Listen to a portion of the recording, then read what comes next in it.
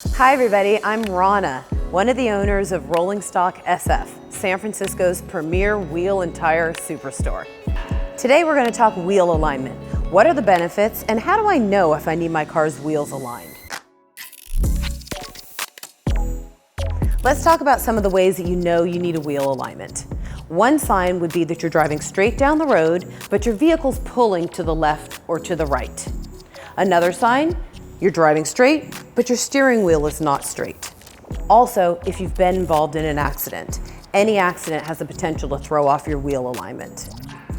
And a couple more things. If you hit a pothole or a curb, you should definitely have your alignment checked. Potholes and curbs can be detrimental to your vehicle's suspension and your wheels. And lastly, if you notice uneven tire wear. Uneven tire wear can mean excessive wear on the outside or inside edge of your tire. The benefits of a properly aligned car are optimized driving experience. Your vehicle's going to grip the road, handle properly, and roll straight.